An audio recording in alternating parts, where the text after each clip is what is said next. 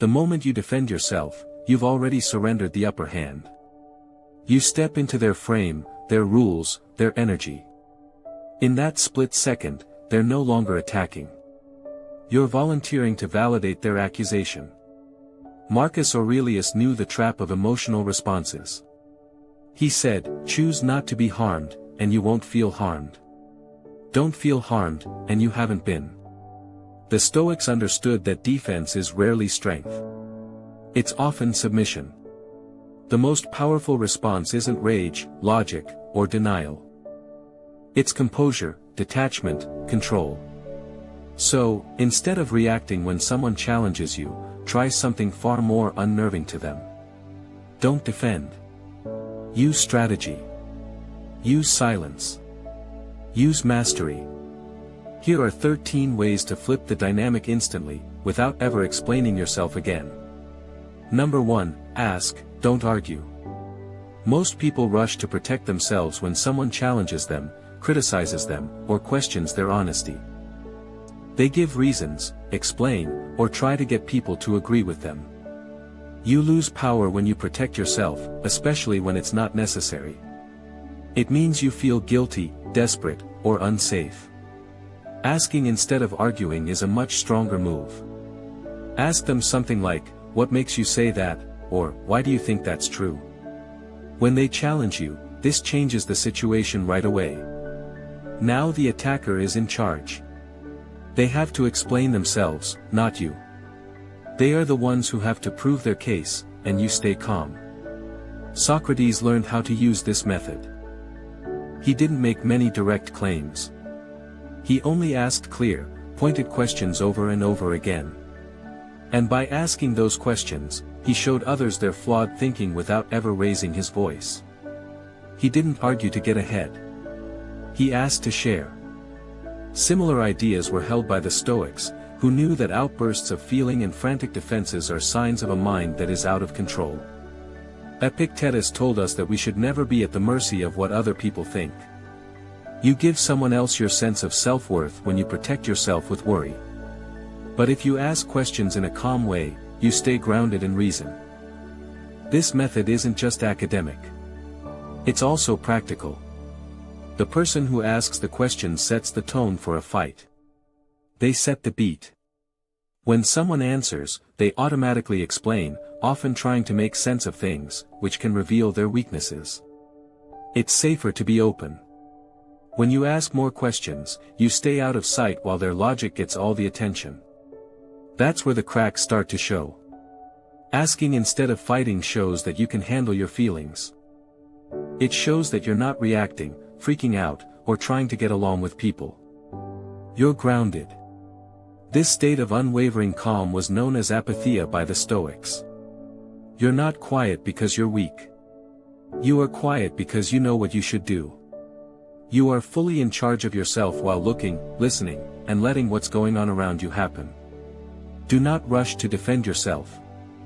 Ask, then watch how quickly the movement changes direction. Number 2, use strategic silence. You don't have to play every card that comes your way.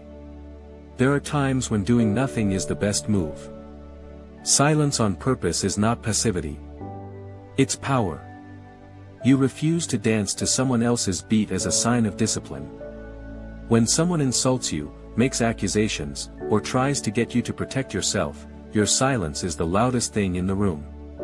The Stoics had a deep understanding of this. Marcus Aurelius told himself over and over, "You always have the choice of not having an opinion. And if you don't have a view, you give your opponent nothing to hold on to." When people are angry or upset, silence does something amazing. It puts mental pressure on people. They have to think about what they said when you don't answer. They become very aware of how much space their anger has taken up. And that's where doubt starts to come in. They might have gone too far. They may have made a mistake about you. Who knows, maybe they're the one who looks foolish. Silence is a lesson learned through life's many sufferings, said Seneca. And it's true here. It's not about not having enough words. You have the power to use them, but you choose not to. People with power always have a hidden plan they expect you to follow. They insult you, and you respond. They charge. You defend. They make fun of you, and you protect yourself. A planned lack of sound breaks up that plot. It makes people uncomfortable because they can't stop it. And being uncomfortable is revealing. Many attacks aren't ready for an answer that doesn't come back. They stumble, repeat themselves, or get angry, showing their weakness while you stay calm. This doesn't mean you have to keep quiet forever. It means stop, pay attention, and resist the urge to correct, protect, or fight back right away. That moment gives you power. It makes things clear. They don't know what to do. And in that mismatch, you get back on top. Being quiet doesn't mean you give up. It means you're planning ahead. You've chosen time over impulsivity and accuracy over chaos. Silence is a tool in a world where people are used to reacting right away. And people who are good at it are in charge without saying a word. Number 3, reframe the accusation. Power isn't just what you say, it's also who decides what you mean. When someone says you're cold, cocky, lazy, or selfish, using their words to protect yourself is the worst thing you can do. Because as soon as you do, you enter a mental cage they built for you. You agree with their meaning and premise. So your response comes from a weak place.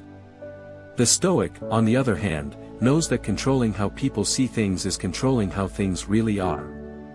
Epictetus was adamant about this, and he reminded us that what hurts us is not what happened, but how we think about it. Don't say, "I'm not cold," when someone accuses you. Say something like, "I value clarity over emotional noise." Instead of, "I'm not cocky," you could say, "I carry myself with conviction." These don't say, "no." These are redirects. They aren't getting anything from you. They have to follow a different idea that you picked, not them. When you stop being on the defensive and start making the story, the mood changes. This method isn't about lying. It's about taking back control of the narrative.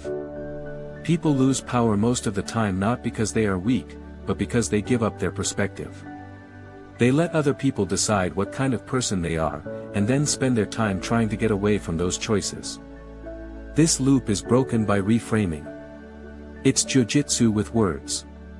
You politely use their strength against them without getting into a fight. Marcus Aurelius said, "If something outside of you hurts you, it's not that thing itself that bothers you, but your own sense of what it is." It changes the way you think when you rethink. As you leave the trap, you see. Let it fall apart behind you. Let other people try to defend their claims while you stay calm, collected, and in charge of the story. They want you to respond, but you stay calm. Reframing isn't just a method. It's a way of thinking. A Stoic never doubts their own worth based on what other people think. They see every attack as a chance to take the attention away from themselves. Not to fight, not to respond, but to change things. That's not giving in. That's being dominant. Number 4, agree without surrendering. When done on purpose, agreement can be the most dangerous form of power. Most people expect to be pushed back. They are ready for the fight, the denial, and the stress. So, when you agree, not because you have to, but because you are sure of yourself, you break their routine. You take away their script. Instead of giving them the fight they want, you give them something they didn't expect. Distance that shocks them more than any angry defense could. If someone says you're full of yourself and you say something like, "maybe," or, "I like who I've become," you escape the emotional tug of war completely. Their goal was to get you to protest, to see you wriggle, to pull you into a web of excuses. But you didn't make them move. You took the blow like a seasoned warrior. You didn't dodge or flinch. You just were. Seneca called this kind of poise, invulnerable calm. That means the skill of not getting upset when other people try to describe you. This isn't giving up without responding. It's called tactical detachment. You're not giving up your power. You're just not going to lose it. You show that their insult doesn't change who you are by agreeing with them without any hesitation. And that scares them because you've moved on from the insult, but they are still holding on to it. Don't forget that real confidence doesn't fight. It doesn't fight to make its point. It is what it is. Marcus Aurelius said, "If it is not right, do not do it." Don't say something if it's not true. There's no need to show off or persuade. Let them throw out their ideas. Let them be ready for theater. Then give them peace instead. The Stoics know how to bend without breaking, by agreeing without giving up. You don't kneel, but you do nod. You understand, but you don't take it in. You stay fixed in your own frame, unaffected by projections or accusations. And you don't want to fall apart just to make someone else happy. That, more than any other response, shuts down people who try to upset you. Number 5, weaponize ambiguity. Make a fog that they can't follow. When people are angry, unclear answers can hurt more than direct ones. Say things like, "That's your point of view." Or, "That could be." You haven't said anything that you don't believe. You have refused to make things clear for them. It makes people feel uneasy, and they hate uncertainty. The Stoics did best when they kept their emotions in check and their minds clear. You don't have to give others information because of that. Let them swim in the dark while you stay calm on the shore. People feel uncomfortable with ambiguity because they want to know what will happen. We want to know where people think we stand, what they will do, and what they think. You don't give your opponent comfort when you don't give a clear answer. They want you to defend or explain, to act in a predictable way, but you don't give them what they want. Instead, you become a mystery. Someone they can't pin down. Someone they can't guess what will happen with. This method is a gentle way to keep someone in line. It makes attempts to provoke pointless because it keeps the talk from going in a clear, hostile direction. It makes them wonder what they thought they knew. It makes them question what they thought they knew.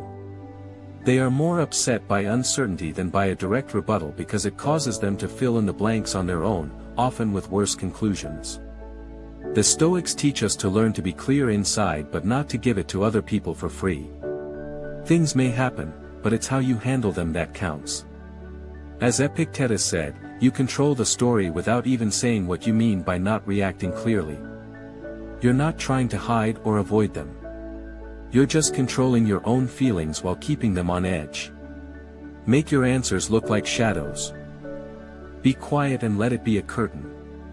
Let the ocean be your calm so their storms can't get to you. Uncertainty gives you power. Not the power to confuse but the power to stay out of their game and keep your peace. Number 6, mirror their words. One more effective strategy is to slowly and neutrally repeat their charge back to them. You ask someone, unreliable, if they tell you you're unreliable. Not being guarded, just some thought. It repeats what they say without feeling. And a lot of the time, it shows how rude or silly they sound. The balance of power changes because of this internal mirroring. You let them know that you're not scared of what they have to say by not fighting them. This method works because it takes away the emotional charge the attacker is looking for. When they are mean, you don't fight back or get angry. Instead, you stay cool and think about what they are saying. It's like holding up a mirror to their face and making them look at the weight, and sometimes absurdity, of what they say. When the people they accuse get back at them, they often lose their temper because they don't know what to do. This way of thinking would have been good for the Stoics. Instead of what other people say, Epictetus taught us to pay attention to how we react. By quietly repeating what they say, you take charge of your response and stop the other person from making you fight an emotional battle. This attitude of not reacting shows confidence and unwavering calm. Mirroring also makes a quiet but noticeable pause in the talk. It lets the other person think about what they said without making them feel attacked or wronged. That pause can sometimes be all it takes for their anger to fade. When people realize their words were hurtful, they may soften, explain, or even say sorry. You need to practice and be patient with this method. It tells you to keep your emotions in check and not fall for the trick.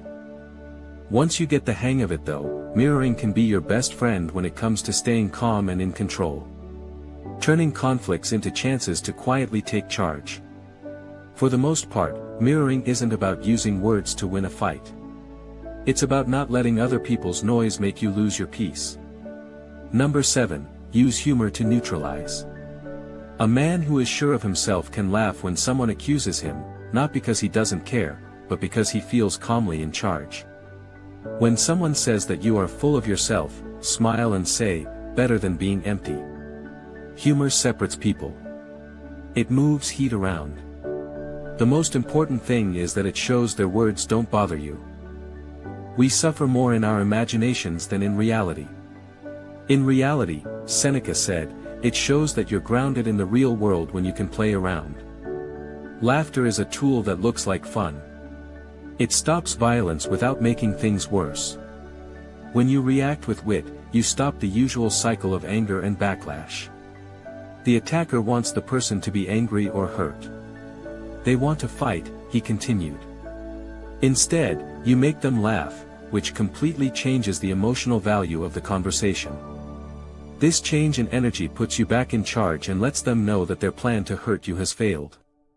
But this isn't about being sarcastic or rude. It's about being funny in a way that shows how strong you really are. Marcus Aurelius often thought about how temporary and pointless human fights are. This idea is summed up in a well-timed joke, which sees insults for what they are and takes away their power. Laughter also shows how free you are emotionally. Laughing shows that you're not controlled by your ego or your fears. You're not easily hurt. People who try to provoke you are scared off by your strength because they can't enjoy watching you fall apart. It's a quiet way to win. Remember that laughter can bring people together or separate them. It helps both sides remember that even when things are bad, we are still people. This can make people less angry and allow for a calmer conversation if that's what is wanted. Your sense of humor keeps the peace, even if it doesn't. A joke or a smile is never a sign of weakness. It's a sign of control. It says, you can try, but I'm not going to break. And that one simple fact is stronger than any angry defense. Number 8, turn the spotlight around.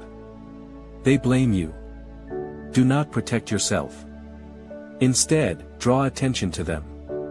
If they tell you, you did that wrong, ask them, what would you have done differently?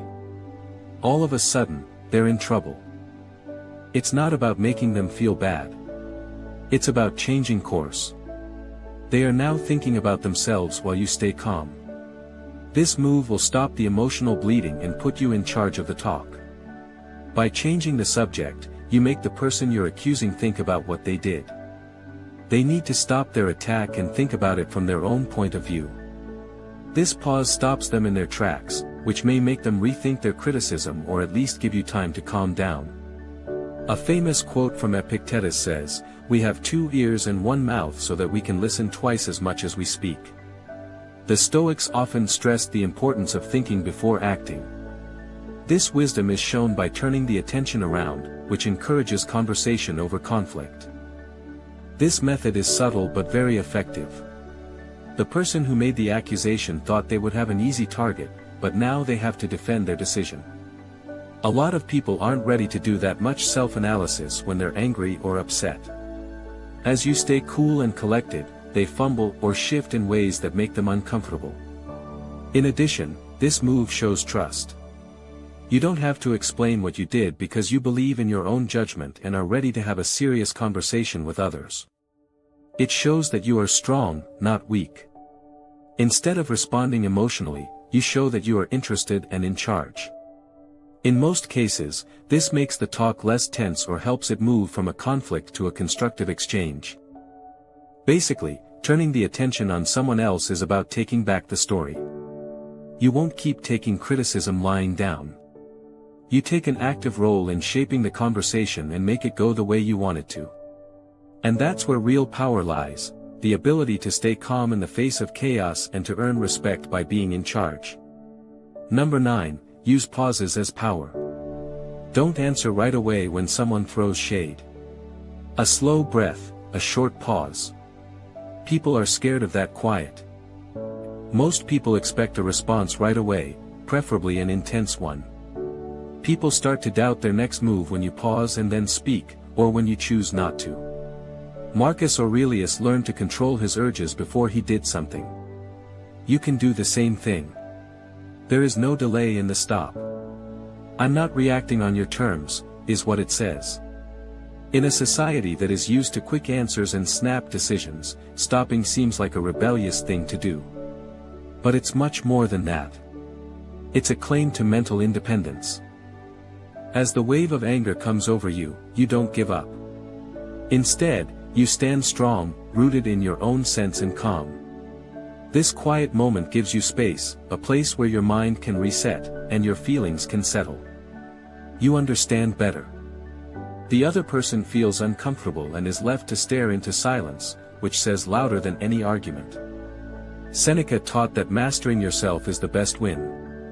You show that you are good at something when you stop. You show that no outside force has power over your inner world. A victim who doesn't bite is exactly what the provocateur fears the most. They think about what they said more the longer the pause. Did they go too far? Did they make you feel something? Or even worse, they know they can't hurt you. You can also pick your words more carefully when you pause. You don't react emotionally. Instead, you answer on purpose. This makes you more visible and authoritative. People look up to those who think about what they say before they speak. It shows that they are smart, careful, and sure of themselves. Every word is used as a tool instead of a threat. Power isn't just what you say. It's also how you handle the time between your words. Your secret tool is the pause. If you use it right, you can change the energy, stop the anger, and get respect without saying a word of anger. Number 10, own your flaws first. If someone points out a weakness you're not proud of, tell them you don't have enough experience. You say, "Yes, that's true. I learn faster than everyone else I know." The attack has been stopped. They can't use what you've already said. Marcus Aurelius thought about his flaws every night, not to feel bad about them, but to get better at them. A man who is responsible for himself first can't be controlled by anyone else. When you're honest about your flaws, it makes it harder for people to criticize you. It's a brave act of openness that stops criticism before it even happens. You take charge of the story when you admit your flaws before others can use them against you. Because you've already worked the charge into your own story, it doesn't hurt as much. It's not weakness, it's power. It shows that you are emotionally mature and don't let other people's views define you. The Stoics thought that knowing yourself was the first step to being wise. Epictetus told us to pay attention to what we can change, which starts with being honest with ourselves. Marcus Aurelius did this every day, informing himself of his flaws and telling himself to get past them instead of hiding them. When you own your flaws, you follow this Stoic discipline. You accept truth. Without fighting it, turn your weakness into strength. This method also sends a strong message. You are not a weak person whose ego can be broken by criticism. You are always learning and getting better because you are a student of life. Critics who want to hurt you with your flaws are met with calm acceptance and a drive to move forward. Their power goes away because you don't defend yourself or deny what they say. You can change the tone of a talk from attack to respect. By first admitting your flaws, it shows the confidence that comes from knowing yourself and being in charge of your own personality. And with that power comes freedom. Freedom from the ideas that try to hold you back. And the freedom to define yourself on your own terms.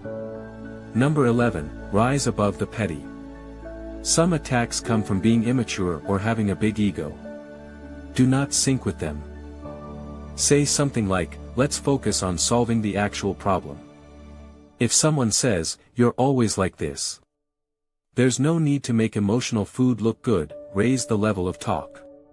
Either they have to do the same, or they show how small they are. If you have a Stoic mind, you always shoot higher. It's not weak. It just won't settle for less. Choosing to ignore small problems is not a sign of avoidance. It's a sign of power. It shows that you value ideas over flashy things and logic over feeling.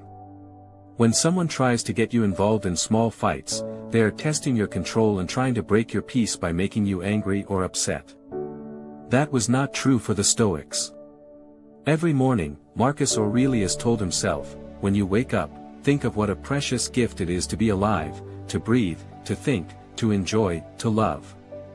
Why waste that gift on fights that don't matter?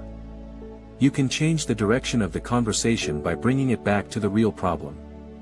The other person feels like they need to either show the same level of growth and purpose as you, or they will come across as shallow and emotional. Most people will not be able to keep up, and their true selves will be seen. Bringing the talk up also helps you keep your energy and sense of self-worth. Getting involved in small things that bother other people wears you down and makes you weak. The Stoic way is to deal with only the important things. Do so quietly, carefully, and with grace. You represent a deeper wisdom when you do this. You won't let the noise and distractions that other people make bring you down. You instead focus on progress, solutions, and being clear. By refusing to get dirty, you make a silent show of power that gets more respect than any heated argument could ever do. You don't just protect yourself when you rise above the small things. You also set the standard for how you want to be treated. And that standard is high, firm, and unwavering. Number 12, let your body speak first. Through your body language, you've already told them who you are before you even talk. Keep your back straight. Keep your eyes still. Maybe a small smile, no moves to defend yourself, no darting look. The body of someone who doesn't flinch shows that they don't try to please other people. Don't take this lightly. People often think that the man who looks calmer is in charge in a fight, even if he doesn't say much or anything at all. The Stoics knew that how we act on the outside is connected to how we feel on the inside. You have power over your mind, not over outside events, wrote Marcus Aurelius. Know this and you will be strong. But that power shows through in more than just your thoughts. It shows through in the way you walk. Your body sends a strong but quiet message when it feels calm and sure of itself. You are stable and don't fear being judged or attacked. Crossed arms, clenched hands, and shifting weight are all defensive moves that show insecurity and invite more trouble. An open, relaxed stance, on the other hand, makes people less angry by showing that they can handle their feelings. Your opponent unconsciously reads your body language and will often wait to get angry when they see someone who is calm. A steady look is especially strong. When you look at a task straight on, your eyes show that you are brave and sure of yourself. A small, knowing smile can show that you are in charge and that you know their attempts to upset you will not work. That kind of quiet confidence says more than words ever could. Remember that people read your body language before they hear what you say. Your body language sets the mood and guides the whole conversation. Mastering your physical appearance makes it less likely that you will get caught up in emotional turmoil. You become a live example of Stoic ideas, a calm center in the middle of all the chaos. Take a moment to let your body speak for itself before you speak. Most of the time, that quiet language of calm and strength is your best security and first line of defense. Number 13, walk away with silence. Walking away is the last and worst thing you can do. No reason given, no exciting ending, nothing but silence and space. Not because you're scared, not because you've lost, but because you don't think the talk is worth having anymore. Seneca said, "A gem can't be polished without trouble. And a person can't be made perfect without trials. But not all trials are worth your time." It's sometimes bravest to say nothing and just walk away without looking back. The best way to show that you're in charge is to walk away. It tells you without words that you choose how to spend your time and energy.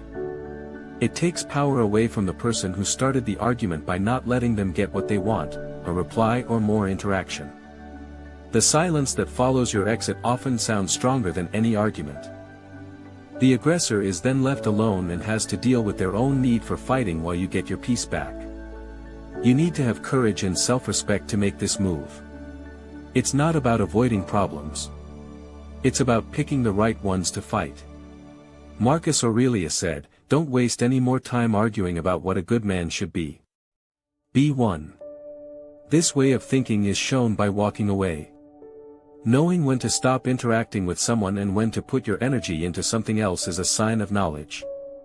In a world that is hooked on drama and reactions, being quiet and leaving are bold actions. They throw off the usual patterns and make people, both friends and foes, notice how calm and strong you are. Often pulling away in silence is the best way to keep your pride and set limits without bringing yourself down to the level of strife. When someone tries to hurt you, understand that sometimes the most powerful thing you can do is just walk away. A man has already won when he leaves without being upset or scared. We need to protect ourselves because we want to be liked. Stop that hunger. Don't try to make everyone understand you. Not every charge should be answered. Be firm and unwavering. Optimize narration text, learn how to be still. Adjust, and have a quiet presence. Epictetus said, "Don't explain your ideas. Take it on." The world doesn't need your explanation. It watches how you act. You become untouchable when you stop defending and excusing yourself, and start living with your own power. You have power as soon as you realize that it's not your job to explain.